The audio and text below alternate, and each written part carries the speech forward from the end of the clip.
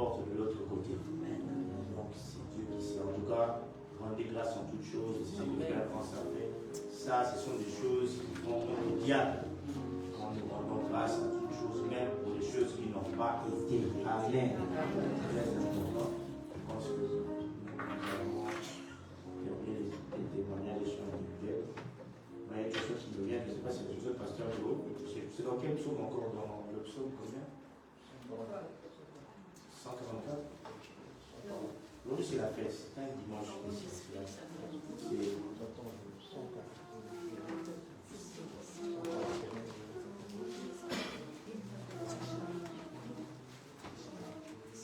142. Donc c'est de ma voix, j'ai crié à l'Éternel.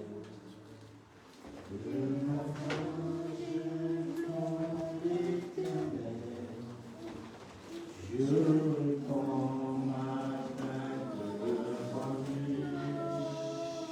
Je lui raconte ma détresse. Alléluia. Quand mon esprit est abattu au-devant de moi, toi tu connais mon sentier. Sur la route où je marche, ils m'ont conduit à la Vierge. J'ai brisé la terre et le cœur. Personne ne me reconnaît. Tout refuge est perdu pour moi. Nul ne prend souci de mon âme. Alléluia. Quand mon esprit est abattu au-dedans de moi, toi tu connais mon sentier. Sur la route où je marche, ils m'ont tendu un piège. Éternel, c'est à toi que je prie. Je dis, tu es mon refuge, mon partage sur la terre des vivants. Sois attentif à mes cris. Alléluia. Quand mon esprit est abattu au-dedans de moi, toi tu connais mon sentier. Sur la route où je marche, ils m'ont tendu un piège. Sois attentif à mes cris, car je suis bien malheureux. Délivrez-moi de ceux qui me poursuivent, car ils sont plus forts que moi. Alléluia. Quand mon esprit est abattu au-dedans de moi, toi tu connais mon sentier. Sur la route où je marche, ils m'ont tendu un piège.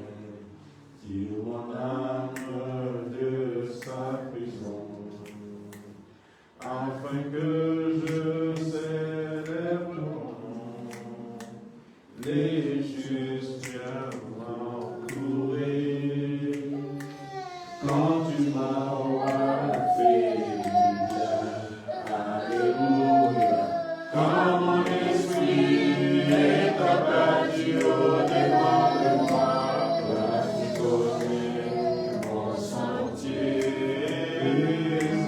Sur la route où je marche, ils m'ont tendu un piège. Quand il est comme un piège, Dieu veille sur notre sentier. Amen. Gloire à Dieu. Il y a une chanson de la parfois qu'on chante souvent à Nicolas. C'est, nous disons, qu'il soit loué, Elohim, qu'il soit loué. besoin qu'il soit élevé. J'ai envie de la chanter un peu. Vraiment, un peu de temps. On dit ceci. Elohim Akuma Akuma Yahweh. Elohim Akuma Elohim Akuma Yahweh. Elohim Akuma Akuma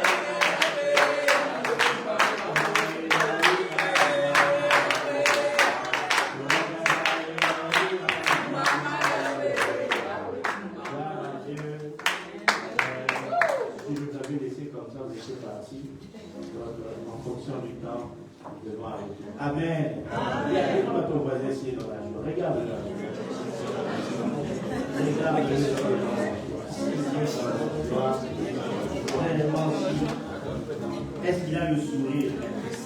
Est-ce que tu vois le sourire?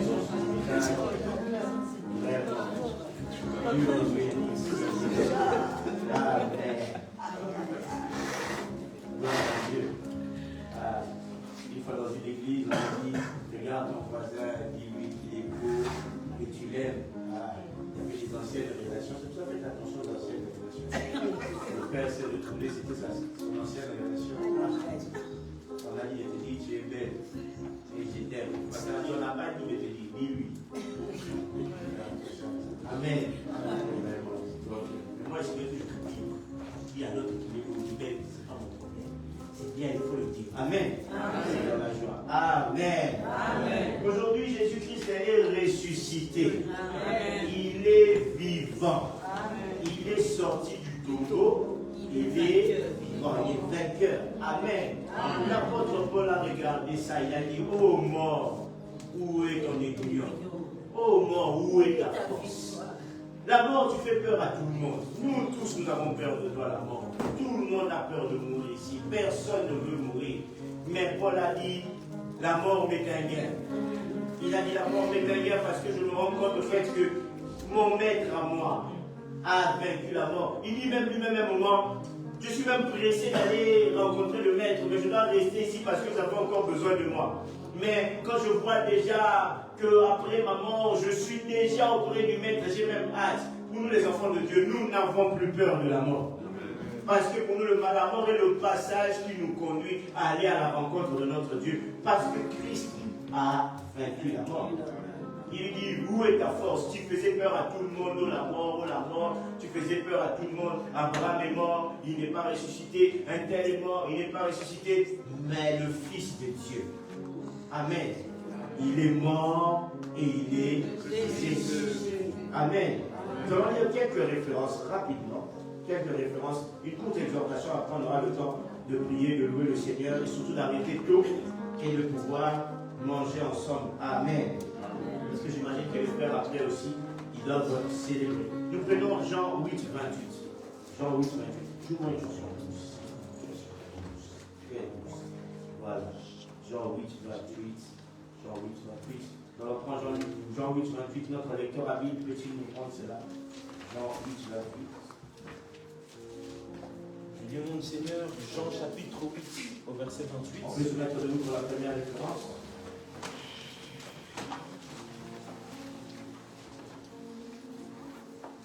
Jésus donc leur dit, quand vous aurez élevé le Fils de l'homme, alors vous connaîtrez ce que je suis, et que je ne fais rien de moi-même, mais que je parle selon ce que le Père m'a enseigné. Amen. La parole du Seigneur. Nous y croyons. Le lecteur à Bible, il reste debout. Lui, il peut prendre Jean 12, 24 à 50. C'est long. Jean 12, 24 à 50. Lui, il peut nous dire ça. Jean 12, 24 à 50. La parole de l'Éternel dit, en vérité, je vous le dis, si le grain de blé qui est tombé en terre ne meurt, il reste seul. Mais s'il meurt, il porte beaucoup de fruits. Celui qui aime sa vie la perdra. Et celui qui haït sa vie dans ce monde la conservera pour la vie éternelle. Si quelqu'un me sert, qu'il me suive. Et là où je suis, là aussi il sera mon serviteur. Si quelqu'un me sert, le Père l'honorera. Maintenant mon âme est troublée. Et que dirai-je? Père, délivre-moi de cette heure. Mais c'est pour cela que je suis venu à cette heure. Père, glorifie ton nom. Et une voix vint du ciel.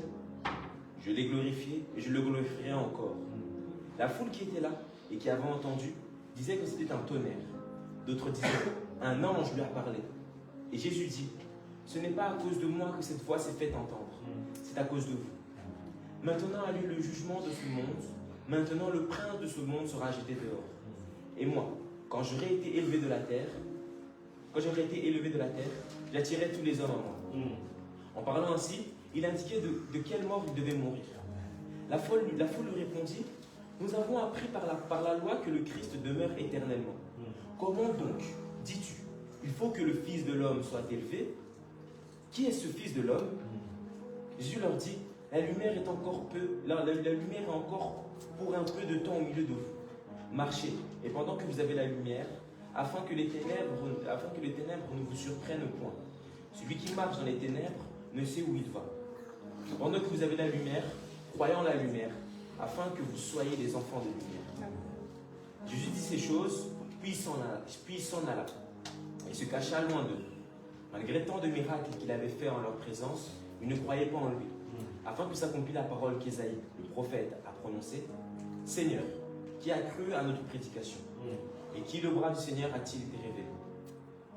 Aussi ne pouvaient-ils croire, parce que Ésaïe a dit encore, il a aveuglé leurs yeux et il a endurci leur cœur, de peur qu'ils ne le voient des yeux, qu'ils ne le comprennent du cœur, qu'ils ne se convertissent et que je ne les guérisse. Ésaïe dit ces choses lorsqu'il vit sa gloire et qu'il qu'il parla de lui. Cependant, même parmi les chefs, plusieurs crurent en lui. Mais, à cause des pharisiens, ils n'en faisaient pas l'aveu, dans la crainte d'être exclus de la synagogue. Car ils aimèrent la gloire des hommes plus que la gloire de Dieu. Or, Jésus s'était décrié plutôt. Celui qui croit en moi croit, non pas en moi, mais en celui qui m'a envoyé. Et celui qui me voit celui qui m'a envoyé. Je suis venu comme une lumière dans le monde, afin que quiconque croit en moi ne demeure pas dans les ténèbres. Si quelqu'un entend mes paroles et ne les garde point, ce n'est pas à moi qui le juge, car je suis venu non pour juger. Il ne reçoit pas mes paroles à son juge. La parole que j'ai annoncée, c'est elle qui le jugera au dernier jour. Car je n'ai point parlé de moi-même, mais le Père qui m'a envoyé m'a prescrit lui-même ce que je dois dire et annoncer. Et je sais que son commandement est la vie éternelle. C'est pourquoi les choses que je dis, je les dis comme le Père me les a dites. Amen. Maintenant, Jean 3, 14 à 18. Jean 3, 14 à 18. Je vous rappelle Jean 3, 14 à 18. Jean 3, 14 à 18. Et comme Moïse éleva le serpent dans le désert, il faut de même que le Fils de l'homme soit élevé, afin que quiconque croit en lui ait la vie éternelle. Car Dieu a tant aimé le monde qu'il a donné son Fils unique, afin que quiconque croit en lui ne périsse point, mais ait la vie éternelle. Dieu, en effet, n'a pas envoyé son Fils dans le monde pour qu'il juge le monde, mais pour que le monde soit sauvé par lui. Celui qui croit en lui n'est point jugé, mais celui qui ne croit pas est déjà jugé, parce qu'il n'a pas cru au nom du Fils unique de Dieu. Amen. Amen. Amen. Merci pour cette courte exhortation. Béni au nom de Jésus. Amen. Amen. Ici, on a lu, si vous élevez le Fils de l'homme, c'est à ce moment-là que vous saurez, que vous connaîtrez qui il est. Amen. Lui-même, quand il parle, il indique, il explique. À partir du verset 24 de Jean 12, il dit ceci, il commence par dire en vérité, si la graine ne meurt pas, il est impossible que donne vie. Amen. Quand on met une graine, comment quelqu'un qui nous dit, si on ne lève pas, le Fils de l'homme nous dit aussi, il faut que la graine soit enterrée. L'élèvement de Christ devait passer par la mort. Il expliquait simplement, pour obtenir la gloire, pour être au-dessus, pour être élevé, je dois, moi qui suis la graine, mourir et être enterré. Parce qu'une graine, quand on l'enterre, qu'est-ce qu'elle fait? Elle produit des fruits, des blés, elle produit des fleurs, des arbres, ainsi de suite. Un arbre est à la base une graine qui avait été sémée, n'est-ce pas? Une plante est une graine qui avait été sémée. Il explique, il dit, si moi, je ne meurs pas, il est impossible que vous puissiez avoir la vie. Et c'est comme ça que je suis élevé. Christ nous explique que parfois, l'élévation ne passe pas toujours par ce que nous pensons être l'élévation. Il y a des élévations qui passent par l'humilité, voire même l'humiliation. Et c'est au travers de là que Dieu va vous élever puissamment. Est-ce que je parle à quelqu'un? Christ dit, il faut que la graine meure. Il a accepté de mourir. Il a accepté tout ce qu'il a accepté pour que nous puissions avoir la vie. Et c'est comme ça que le Fils de l'homme a été élevé. Il dit lui-même plus tard, il dit, est-ce que je dois fuir cette heure? Un frère, il demande la question, est-ce que cette heure, de quelle heure il parle? Il parle de l'heure de sa mort. Il dit, est-ce que je dois fuir cette heure? Mais il dit, Père, glorifie ton nom. Je ne peux pas la fuir parce qu'il faut que ton nom soit glorifié dans la vie des personnes qui accepteront ton Fils. Et la Bible dit, une voix est sortie du ciel et a parlé, je t'ai glorifié. Les Juifs qui étaient aux alentours ont entendu, se sont dit, mais quelle est cette voix? Est-ce que c'est des tonnerres? Il dit même, cette voix n'est pas sortie pour confirmer qui je suis, mais c'est à cause de vous. Et c'est là qu'il commence à leur parler, il commence à leur expliquer. Il dit, il faut que le Fils de l'homme puisse passer par cette heure-là. Mais eux, ils le disent, mais nous, on sait que le Messie doit vivre éternellement. Mais oui, le Messie doit vivre éternellement, et il vivra éternellement. Mais avant de vivre éternellement, il doit passer par la mort. Christ est passé par la mort, il a accepté cela, il a accepté les fouets, les crachats, la couronne d'épines. Quand vous regardez le supplice du Maître, c'est un supplice horrible. qui ici accepterait qu'on lui crache dessus? Christ a accepté cela. On lui a mis la couronne d'épines. Et vous savez, les épines des Romains, c'était des épines qui prenaient des longues épines.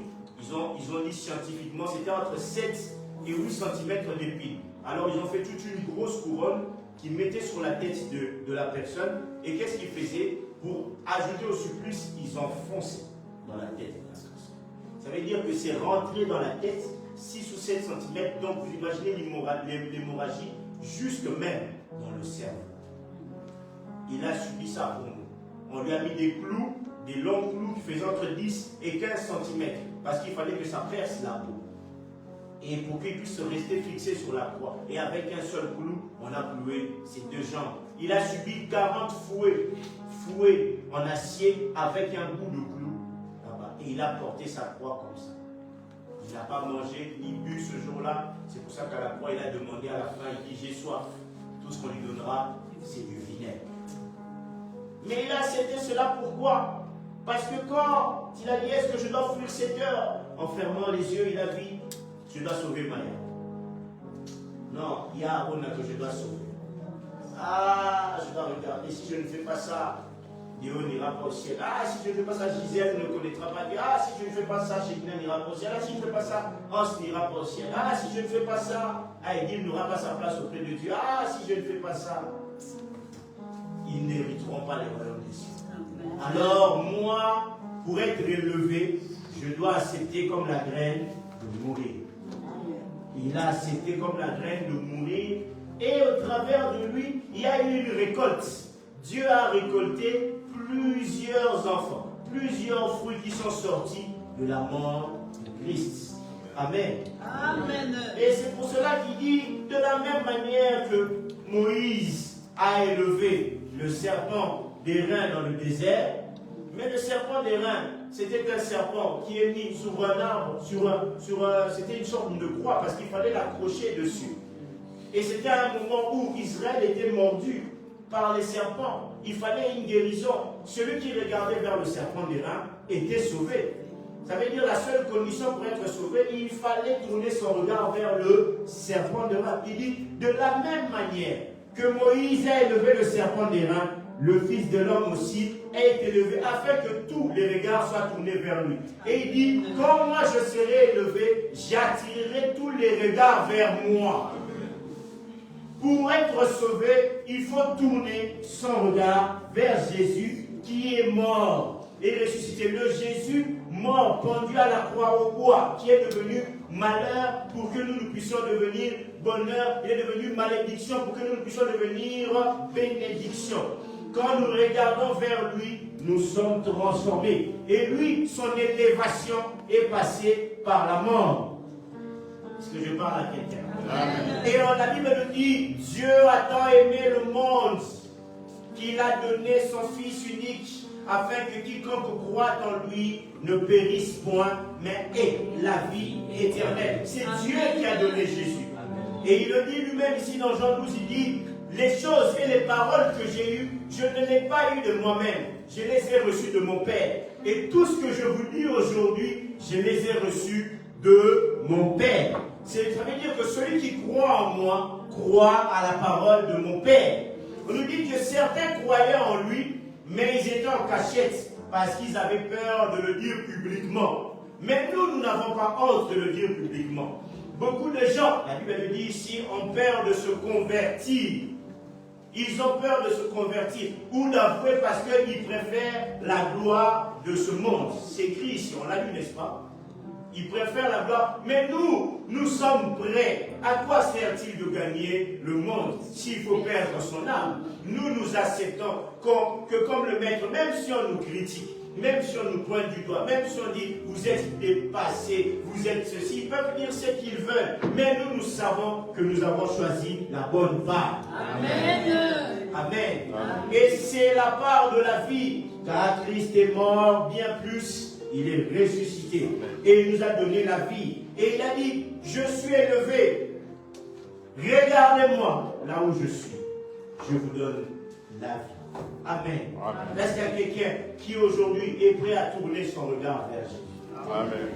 Il a dit, il faut que la graine meure. Il fallait que la graine meure. Il fallait que la graine... Celui qui croit en moi, verset 44, c'est écrit, celui qui croit en moi croit non pas en moi, mais en celui qui m'a envoyé. Quand nous croyons en Jésus, nous croyons en celui qui l'a envoyé. Et il dit que le commandement de Dieu est un commandement éternel. Il dit, je suis la lumière. Profitez encore du fait que je suis parmi vous. Je suis la lumière. La lumière de Christ est parmi nous par le Saint-Esprit. Le jour où la trompette va sonner, la lumière du Saint-Esprit ne sera plus là sur la terre. L'Église partira. C'est pour ça que dans l'Apocalypse, les personnes qui appellent Jésus l'époux, la Bible dit, l'Église et l'Esprit disent, viens. Parce que c'est nous qui lui disons, viens nous récupérer, viens nous prendre. L'Esprit Saint aussi dit, viens. Parce que quand Christ reviendra, l'Esprit Saint, la lumière de l'Esprit s'en ira avec nous qui monterons avec lui. Et sur la terre, ça sera ténèbres sur ténèbres. Ceux qui resteront pour avoir le salut, ça sera compliqué. Pendant que la lumière est là, donne ta vie à Jésus, sois sérieux avec le Seigneur. Que ne pense pas toujours non, mariage, argent, ceci, c'est très bien ça. C'est bien, mais la Bible dit cherchez premièrement le royaume et la justice de Dieu. Christ est venu ici d'abord pour nous libérer de l'emprise du diable et nous emmener au ciel. L'argent fait faire n'importe quoi aux hommes. L'argent vous fait perdre le salut. Le mariage peut vous faire perdre le salut. Les voitures, les maisons peuvent vous faire perdre le salut. Si vous êtes conditionné seulement à l'argent, au succès, à la beauté, à ceci, cela, un homme et une femme, il y a un moment, il y a un âge où la beauté disparaît. Vous ne resterez pas éternellement beau ou belle. C'est impossible. Même si vous faites les chirurgies comme vous voulez, il y a un moment où la beauté disparaîtra. Le reflet que vous regardez dans le miroir, d'ici 20, 30 ans, 40 ans, ça ne sera plus le même reflet. Vous n'aurez plus la même force que vous avez. Et quand vous regarderez en arrière, si vous n'avez pas aimé le Seigneur de la manière qui convient, vous aurez des regrets. Amen. Vous allez regretter. Parce que Christ est disponible. Il a dit, j'ai accepté d'être planté pour que vous puissiez émerger. Amen. Amen. Amen. La seule chose qui reste éternelle, c'est la grâce et l'amour de Dieu. Tout ce qui est lié au corps, tout ce qui est lié au monde disparaîtra. Vous qui êtes abonnés aux choses de ce monde, le temps nous est donné de pouvoir changer notre vie, car Christ est mort pour nous donner une nouvelle vie. Amen. Ne reste pas figé sur les... Que tu manques ou que tu ne manques pas, j'aimerais te rassurer, tu as une maison auprès de Dieu. Christ, le but de sa mission, c'était de mourir, pour non seulement être élevé lui-même, mais pour nous élever aussi avec lui. Il nous dit, je suis la lumière, regardez où se trouve la lumière. Imaginez, vous marchez dans les ténèbres, vous marchez dans les ténèbres, vous marchez dans les ténèbres. Vous n'avez pas, certains d'entre vous n'ont pas été au village, n'ont pas été dans des endroits où il fait très très sombre. Moi je me rappellerai, j'ai toujours donné ce témoignage, j'ai failli mourir lors d'un voyage, partir dans l'eau. Pourquoi? L'un des plus grands fleuves du monde, c'est le fleuve Congo. Il est énorme. Quand il arrive à Boma, il va vers l'océan, il est encore énorme et il est puissant. Mais ce fleuve est traître. La nuit, il est très calme, il est silencieux. Tu ne te rends même pas compte que qu'il est là. Il est énormissime ce fleuve. Il est très grand, très gros. C'est des kilomètres entre les larges. C'est pas petit, c'est vraiment un gros fleuve. Mais la nuit, il est calme. Et on était à Boma, il n'y avait pas de lumière. Je dis à ma mère, maman, là où on dormait dehors, là où il y avait les camions, parce qu'on devait prendre le camion pour aller plus tard. Je dis, maman, je dois aller faire pipi. Elle me dit, on va faire pipi, j'étais jeune. Il n'y avait pas de lumière, pas de lumière. Et moi, je pars, pendant que je fais pipi, j'entends le bruit de l'eau. Tu vois, quand vous faisiez pipi, tu entends ce bruit, je dis, oh, mais comment ça y a ce bruit? Et il y a un papa qui passe, il dit, petit, recule. Il met la torche. Je regarde la torche, je vois l'immensité de l'eau qui était en face de moi. Il me dit, petit, je ne sais pas comment tu t'es arrêté net. Il me dit, tu as avancé de 2 pas, tu tombais dans l'eau. Moi aussi, je ne sais pas nager. Je tombais dans l'eau, je suis parti. Maman aurait seulement entendu, il y a un petit qui est tombé là-bas, fini. Parce que l'eau là-bas, c'est fini, tu es parti. Vous comprenez? Parce qu'il n'y avait pas de lumière. Mais quand il y a la lumière, tu sais voir qu'ici il y a le danger. Jésus est la lumière qui vient te montrer qu'ici il y a le danger. Il t'explique en boîte de nuit, il y a un danger. Il t'explique dans les histoires là que tu fais, il y a un danger. Dans l'addiction, il y a un danger. Dans l'alcoolisme, il y a le danger. Dans la drogue, il y a le danger. Dans les hommes, dans les femmes, il y a un danger. Il t'explique, il te dit, fais attention, il y a le danger. Je suis venu pour éclairer les secteurs de ta vie que tu ne comprenais pas. Là où dans ta famille c'était sombre, tu peux voir clair maintenant parce que moi, je suis là. Alors tourne ton regard vers Jésus. Amen. Amen. C'est la seule solution pour pouvoir avoir la vie éternelle. Est-ce que frère Hans, tu peux nous lire s'il te plaît rapidement, tu peux nous prendre Romains 1, 4, Romains 1, 4 s'il te plaît. Romains 1, 4, Romains 1, 4.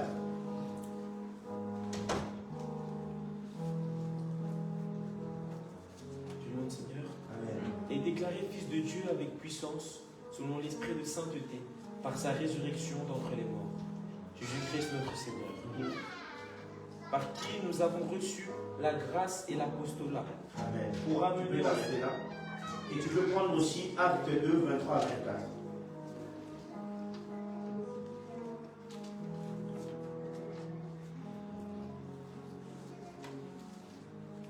Cet homme vivrait selon le dessein arrêté et selon la préscience de Dieu.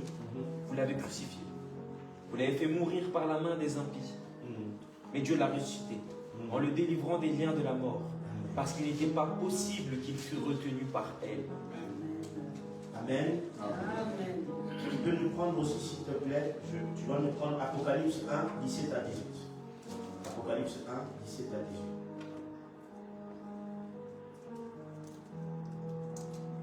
Quand je le vis, je tombai à ses pieds comme mort.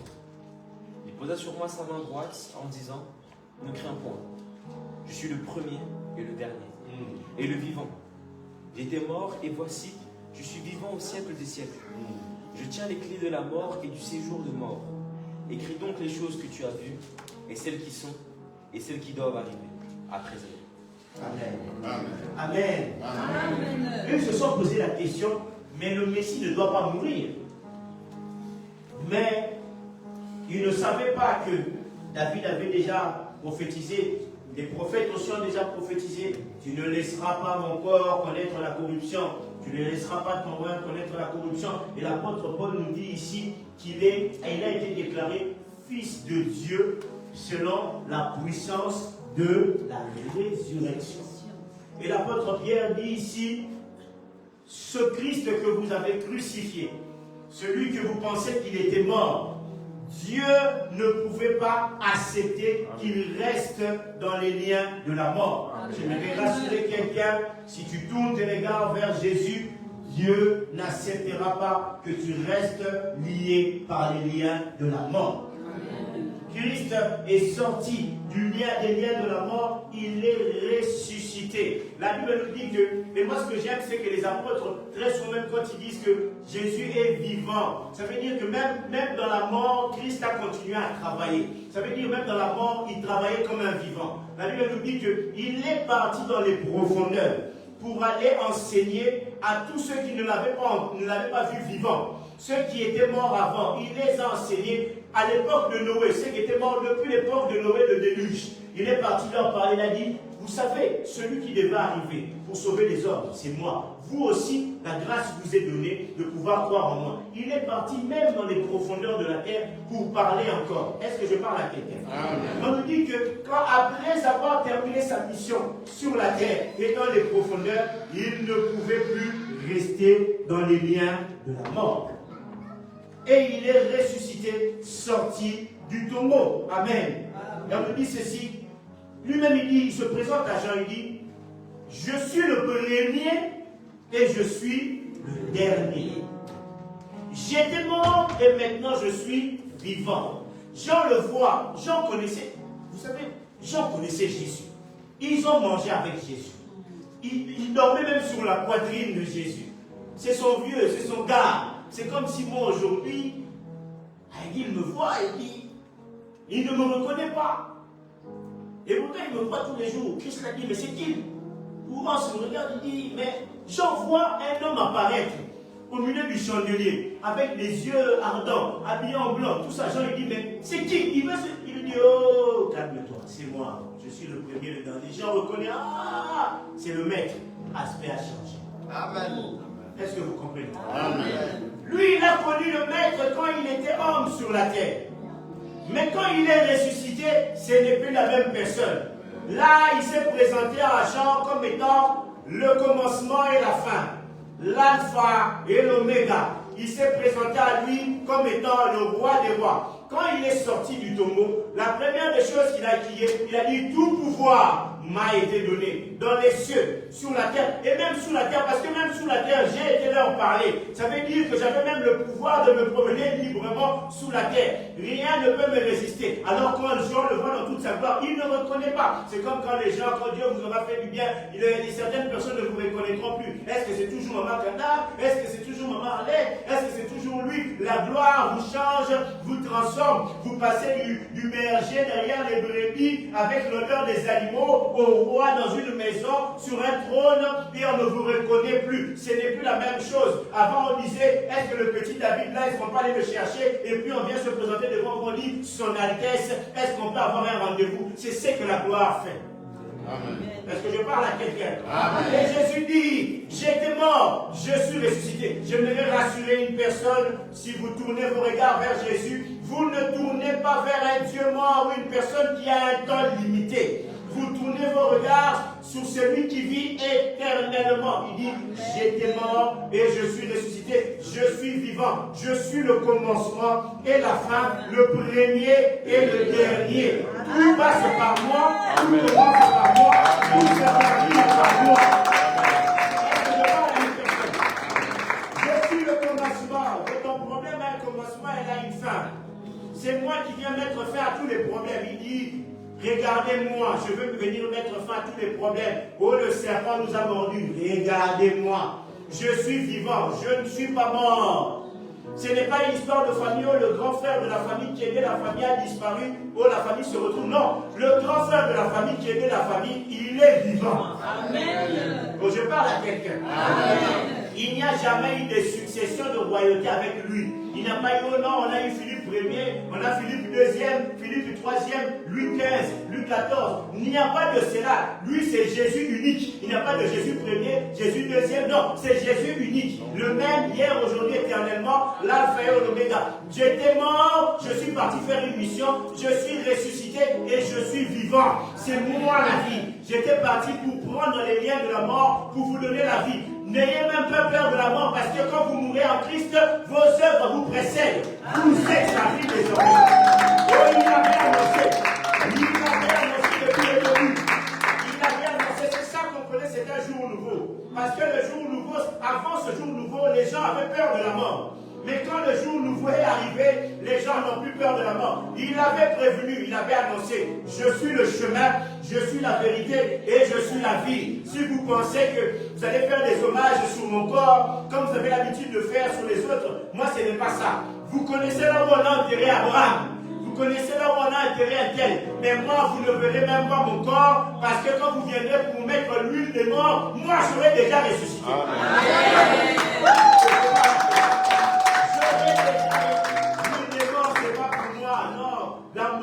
La femme est venue avec mettre de l'huile à pleurer. Il a dit, laissez-la faire. Parce que cette activité-là de me mettre l'huile des morts, vous n'aurez même pas le temps de le faire. Je parle à quelqu'un. Vous n'aurez même pas le temps de le faire. Et ce que j'aime des apôtres quand ils ont guéri le paralytique, je pense que c'est dans Acte 3. Ils disent, on les arrête, on dit, par quel pouvoir vous avez fait ça? Ils disent, vous voyez cet homme ici, nous ne l'avons pas ressuscité de nos propres forces. Nous l'avons ressuscité au nom de Jésus-Christ que vous avez crucifié, mais qui est ressuscité. Ah, pour avoir le pouvoir ultime en tant qu'enfant de Dieu, il faut reconnaître que Christ avait été crucifié, mais il n'est pas resté dans la mort. Il est ressuscité. Si Christ était resté dans la mort, notre foi serait vaine. l'apôtre Paul a dit, si Christ n'était pas ressuscité, alors notre foi serait vaine. Amen. Notre foi n'aurait aucune efficacité. Nous allions parler des mêmes choses que les autres, parce que chez eux, il n'y a pas de résurrection. Chez eux, il n'y a pas de résurrection. Mais chez nous, il y a la résurrection.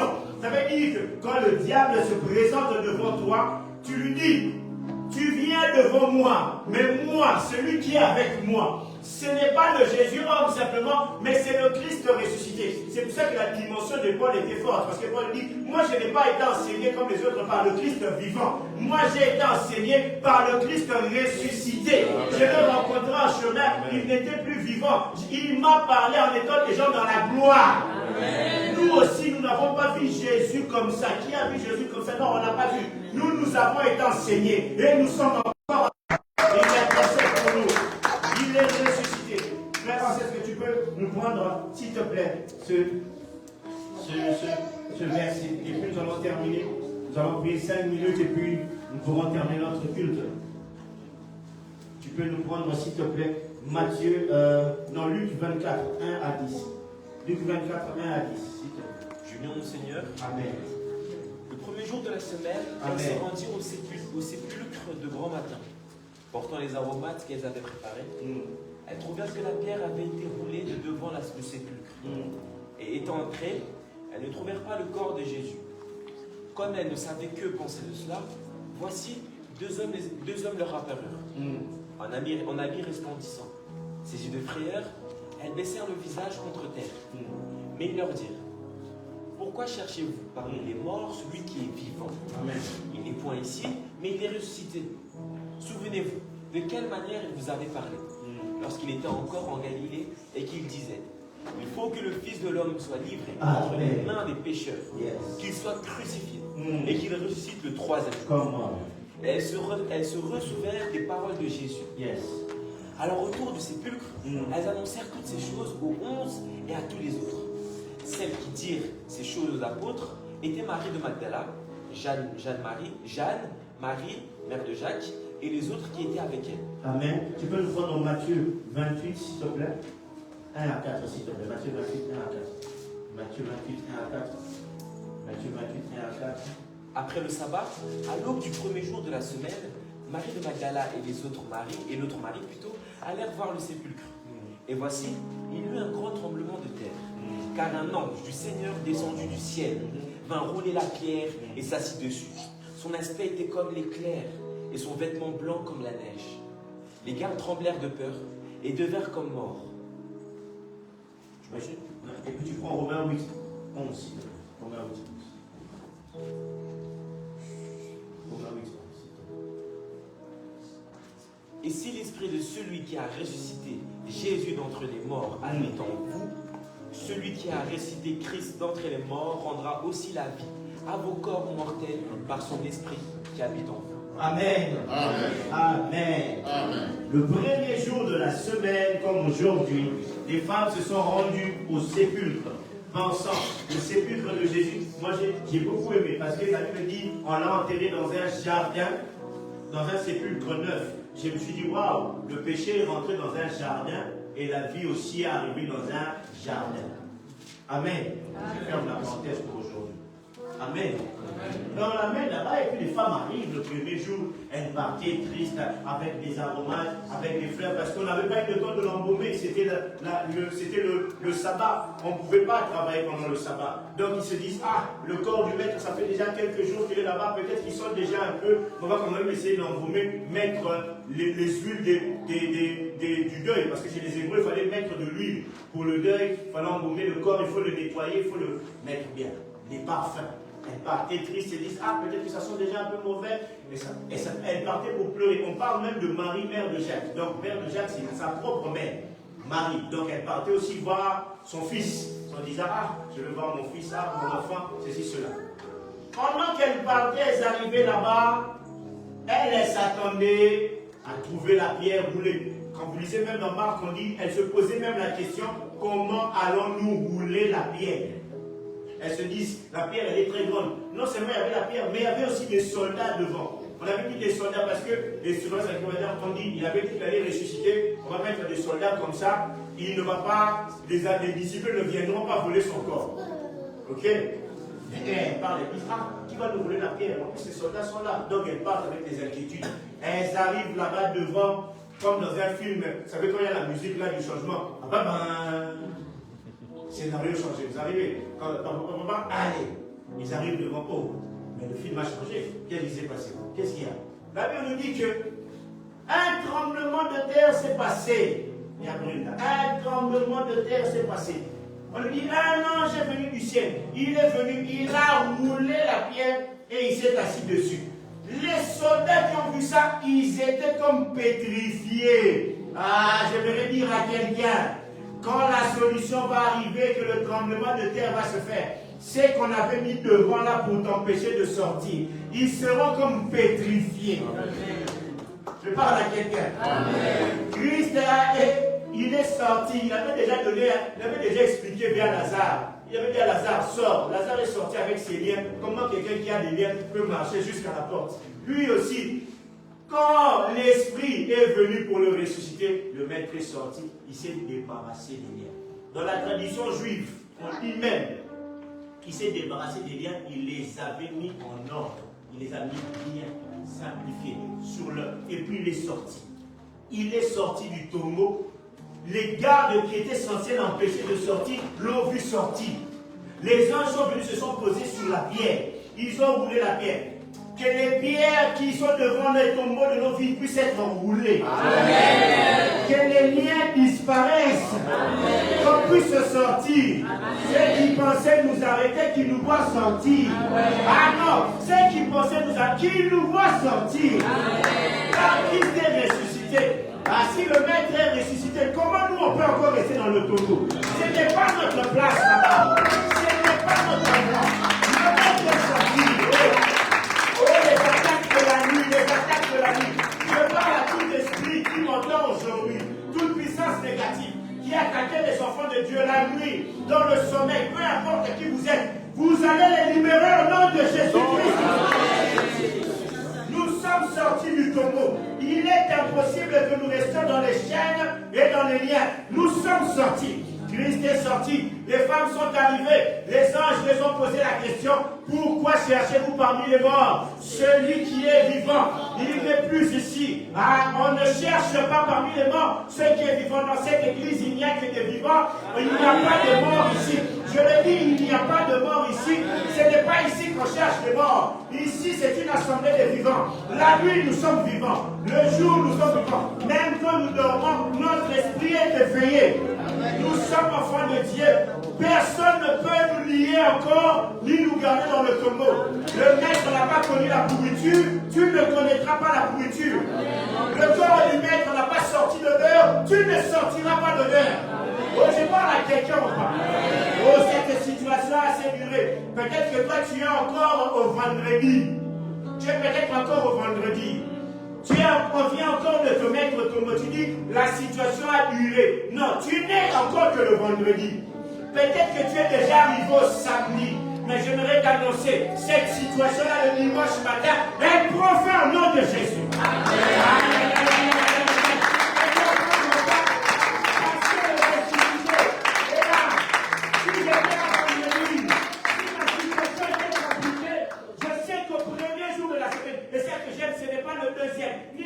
Au premier jour de la semaine, un jour nouveau, une nouvelle semaine. Ça veut dire que la semaine est automatiquement bénie parce que le premier jour, c'est le jour de la résurrection.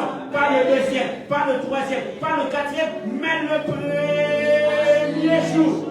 Ah, je dis à quelqu'un, c'est le premier jour que ça se passe. Et c'est aujourd'hui, Christ est ressuscité. C'est le premier jour d'une nouvelle vie. C'est le premier jour d'une nouvelle vie. Est-ce qu'on peut se mettre debout? Dire à Jésus, c'est le premier jour d'une nouvelle vie. C'est le jour de la résurrection. Tout ce qui était mort en moi ressuscite. L'Esprit qui a ressuscité Jésus. Si l'Esprit, on a terminé par ça. Si l'Esprit qui a ressuscité Jésus d'entre le mort est en vous, il ressuscitera aussi vos corps mortels. Si l'Esprit, on va demander l'Esprit qui a ressuscité Jésus d'entre les morts. On va demander l'Esprit qui a ressuscité Jésus parmi les morts, qui rentre dans nos corps mortels, dans nos affaires, dans nos études, dans nos mariages, dans notre vie spirituelle. Demande à l'Esprit qui a ressuscité Jésus parmi les morts. L'Esprit qui a ressuscité Jésus parmi les morts. Joue-moi le piano, monte en prière. Demande à l'Esprit qui a ressuscité Jésus parmi les morts. Le Saint-Esprit qui a ressuscité Jésus parmi les morts, qui ressuscite aussi ton corps, mon Père. C'est l'Esprit de Dieu qui a ressuscité Jésus parmi les morts. L'Esprit est entré. Christ était là. L'Esprit est entré. Et il est sorti du nouveau. À son temps du voici, il a prié même en tapant les mains de Dieu, de Dieu. En joie libre. L'Esprit qui a ressuscité Jésus parmi les morts. Ici, il rentre dans notre corps. Nous ressuscitons aussi dans notre corps mortel. Quelle gloire! Quelle gloire! Quelle gloire! Yes! Quand je pensais que j'avais compris le message de la résurrection,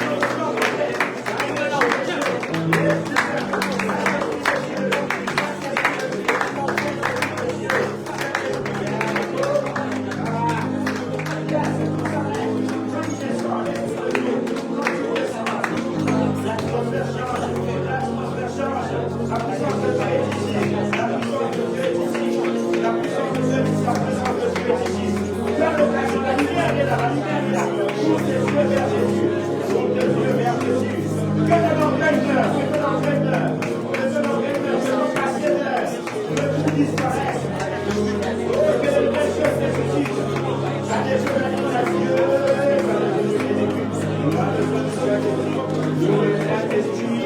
Il est là, il est là, il est là, il est là. On demande le Saint-Esprit.